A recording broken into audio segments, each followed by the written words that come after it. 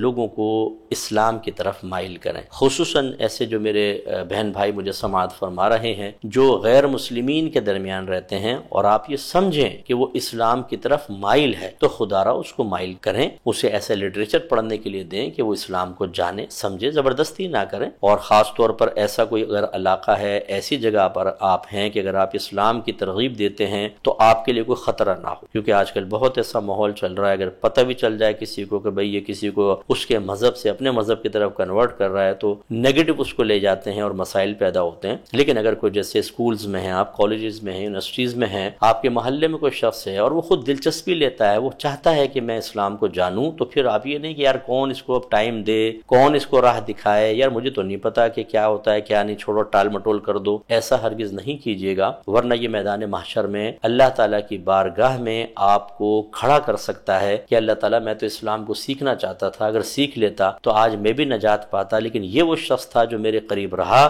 لیکن اس نے میرے چاہنے کے باوجود مجھے اسلام کی دعوت نہیں دی، یا اسلام کا تعارف پیش نہیں کیا، یا اس کے لیے وسیلہ نہیں بنا۔ چلیں خود اگر نہیں کر سکتا تھا تو کسی تک مجھے پہنچا دیتا، یہ ضرور ذہن میں رکھیں۔ اس کے علاوہ جو فیس بک وغیرہ پر غیر مسلمین سے دوستی کرتے ہیں، خدا را ایک دفعہ تو ان کو کوئی دعوت اسلام دے لیں، اس کا طریقہ سیکھیں، اپنے اسلام کی بیسکس سیکھیں، تھوڑا کوئی فرض علوم کورس کر لیں تاکہ آپ کو اسلام کا بنیادی تعارف حاصل ہو جائے، اور آپ کسی کو ایک دفعہ دعوت تو دے دیں۔ اگر آپ میل ہیں یا فیمیل ہیں، آپ نے دوست بنائے ہوئے ہیں میل یا فیمیل اور وہ غیر مسلم ہیں، اب آپ پہنچ جاتے ہیں جی ہائے ہیلو کیا ہو رہا ہے، آج دن کیسا گزرا، تم نے فلاں چیز دیکھی، فلاں ویب سائٹ، اچھا کوئی کورس کی باتیں، کوئی پڑھائی کی باتیں، کوئی ویسی اپنی پرسنل باتیں آدمی کرتا رہتا ہے، اور اس طرح کئی سال گزر جاتے ہیں۔ یہ کیوں نہیں ہم کرتے کہ اگر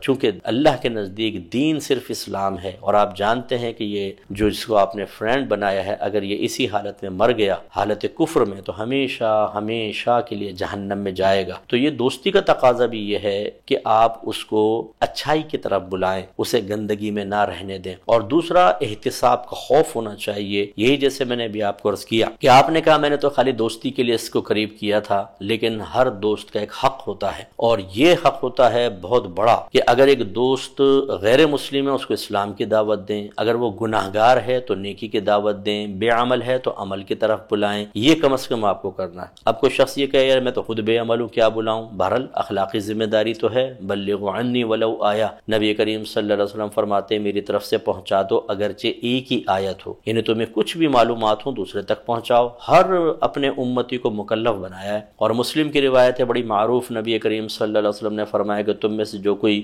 برائی ہوتے دیکھے اس کو چاہیے کہ ہاتھ سے بدل دے، اگر اس کی طاقت رکھتا ہے، ہاتھ سے نہیں بدل سکتا تو زبان سے بدلے، یعنی تلقین کرے، اور یہ بھی نہیں کر سکتا تو کم از کم دل میں برا جانے، اور یہ ایمان کا کمزور ترین درجہ ہے۔ اس کا مطلب ہے جب آپ دوستیاں کر لیتے ہیں غیر مسلمین کے ساتھ تو ان کی برائی تو برائی نہیں لگتی، ان کے عقائد کی خرابی آپ کو خرابی نہیں لگتی، آپ کہتے ہیں مذہب کو ہٹا لو، ہماری تو ویسی دوستی ہے، مذہب کبھی نہیں ہٹ سکتا۔ تو لہٰذا آپ یاد رکھیں کہ اگر آپ نے اس کو دعوت نہیں دی اور یہ میدان محشر میں پھنسے گا تو پھر آپ بھی پھنس سکتے ہیں کہ اگر اس نے اللہ کی بارگاہ میں عرض کی کہ یا رب کریم میں اس سے 6 سال 10 سال ہماری دوستی رہی، اس نے ہر طرح کی باتیں کر لی، اگر یہ ایک دفعہ بھی مجھے اسلام کی دعوت دیتا تو شاید میں اسلام کو کی اسٹڈی کرتا، میں اس کے قریب آ جاتا، میں مسلمان ہو جاتا، نجات پا جاتا، اور اس